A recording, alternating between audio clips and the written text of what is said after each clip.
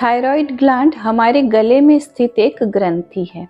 इसका आकार है वो बटरफ्लाई के समान होता है, एक तितली के समान इसका आकार होता है और यह एक एंडोक्राइन ग्लैंड है। एंडोक्राइन ग्लैंड्स वो ग्लैंड्स होते हैं जिनका सिक्रीशंस डायरेक्ट ब्लड में रिलीज होता है और इनके सिक्रीशंस को, इनके स्राव को हम हार्मोन्स कहते हैं। तो थायराइड ग्लैंड द्वारा दो प्रमुख हार्मोन्स रिलीज होते हैं ब्लड में, ट्राई आयोडोथायरोनिन जिसे हम T3 भी कहते हैं और थायरोक्सिन जिसे हम T4 भी कहते हैं। भले ही थायराइड ग्लैंड हमारे गले में स्थित है, लेकिन इसके जो सिक्रीशंस है, जो हार्मोन्स है T3 और T4, इनका इफेक्ट्स हम पूरे शरीर में देख सकते हैं। सबसे प्रमुख कार्य जो होता है थायरोक्सिन का, वो होता है मेटाबॉलिज्म। मेटाबॉलिज्म यानी चयापचय क्रिया। हम जो आहार ग्रहण करते हैं उसके पाचन में थायरोक्सिन का बहुत महत्वपूर्ण योगदान है।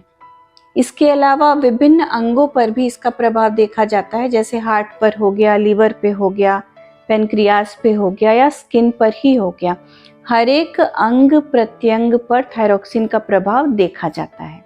थायराइड ग्लैंड जब आवश्यकता से अधिक मात्रा में इन हार्मोन्स को बनाने लगता है, जब वो हाइपर एक्टिव हो जाता है, ओवर एक्टिव हो जाता है, तो इसे हम कहते हैं हाइपर थायराइडिज्म।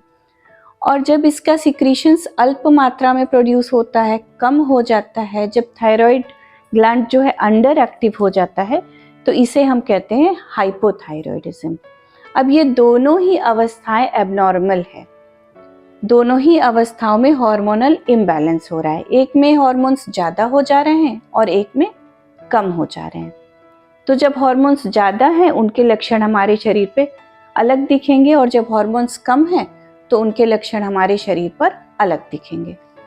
जब हमारा थायराइड ग्लैंड हाइपर एक्टिव हो जाता है, यानी हाइपर थायराइड की कंडीशंस में हमारे शरीर का मेटाबॉलिज्म बढ़ जाता है, तो हर चीज़ बहुत जल्दी जल्दी होने लगती है।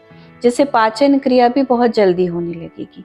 हमारा आहार या तो सामान्य रहता है या ज़रूरत से ज़्यादा बढ़ जाता है और आहार ज़्यादा लेते हुए भी हमारा वज़न जो है वो घटने लगता है। हर कार्य को हमें जल्दी जल्दी निपटाने की प्रवृत्ति हो जाती है। बहुत ज़्यादा चिंता होने लगती है, चिड़चिड़ाहट होने लगती है, बहुत ज़्यादा पसीना आने लगता है और हमारी पल्स रेट भी बढ़ जाती है।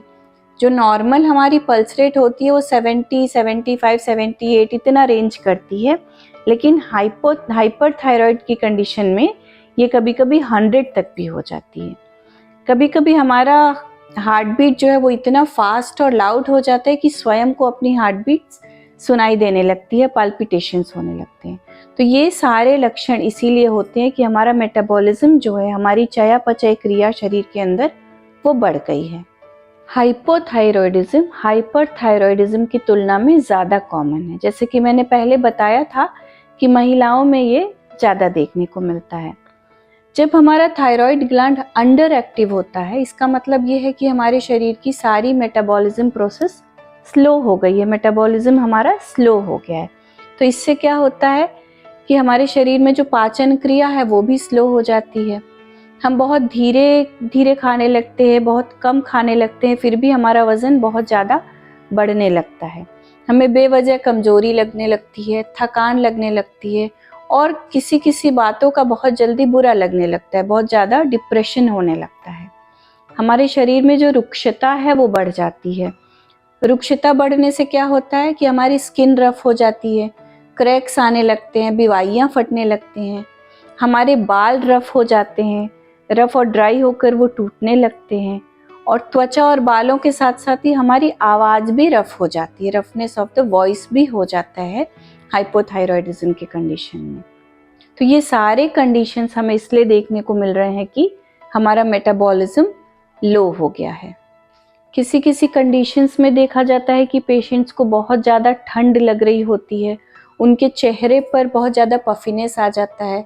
कभी कभी पूरे चेहरे पर पफिनेस नहीं आता है तो देखा जाता है कि आंखों के चारों तरफ पफिनेस आ गया है। महिलाओं में जो है बहुत जल्दी गर्भ नहीं ठहरता, यदि ठहर भी जाता है तो बहुत जल्दी गर्भपात हो जाता है।